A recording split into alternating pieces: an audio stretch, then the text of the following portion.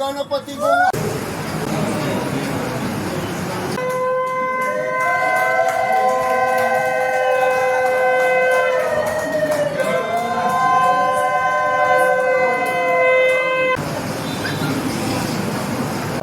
আটাত্তর বছর বয়স, যদি এখনও উনি ক্যারাটে করেন, নৃত্য প্র্যাকটিস করান, 5 ইয়ার্স ব্ল্যাক বেল্ট। এখানে যারা ক্যারাটে করে তারা প্রত্যেকেই ওনাকে গুরু হিসাবে প্রণাম করবে। 5 ইয়ার্স ব্ল্যাক বেল্ট, উনি দুখানা সিনেমা করেছেন। তো আজকে আপনাদের সংক্ষিপ্ত উনি টাইম বেঁধে দেওয়া হচ্ছে, ওনার তো অনেক ঘুরে যাবে, তাই 7 মিনিট টাইম দেওয়া হলো, উনি মার্গদর্শন করেন।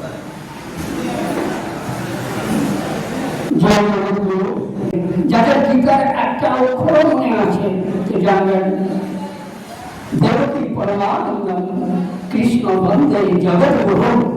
আমার সঙ্গে সবাই একবার কৃষ্ণকে প্রণাম করলেন, বললেন জয় জগৎ গুরু কি, জয় জগৎ গুরু কি, জয় জগৎ গুরু কি।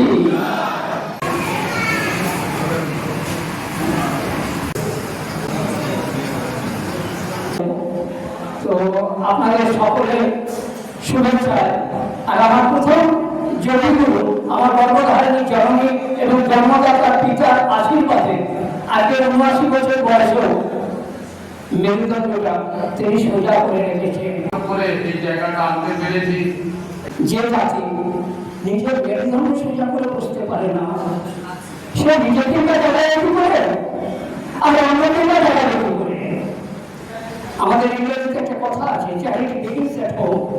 তো আমি মায়েদের বলবো, বাড়িতে বাচ্চা ছেলেদের অন্তত 5 মিনিট করে সকালে হোক বিকালে হোক একটু সোজা হয়ে বসা অভ্যাস করা হয়।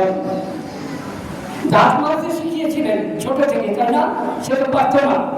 আর এখন দেখুন 15-16 বছরের ছেলে মেয়েরা হাতে মোবাইল, মুখে মাঝে আর একটু ফেনা করিয়ে পড়ছে, কিন্তু হায় হারা চলছে।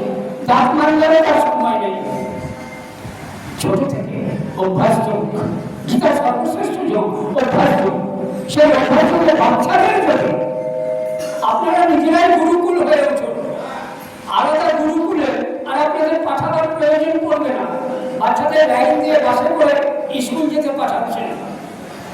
একটু বাচ্চাদের 5 মিনিট সন্ধ্যাবেলা বসে প্রার্থনার ছলে একটু সোজা হয়ে বসা অভ্যাস করান, দেখবেন ওরাই আবার পরবর্তী প্রজন্মকে মা বাবার কাছ থেকে যা শিখবে ওরাই আবার ছোটদের সেইভাবে জাগাবে।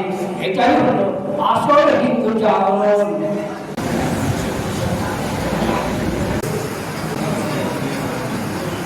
যখনই আপনারা যাবেন, উত্তম মহারাজের কাছ থেকে ফোন নম্বর নিয়ে নেবেন, বা আমি মঞ্চ থেকে নামলে আমার কাছে নিয়ে নেবেন।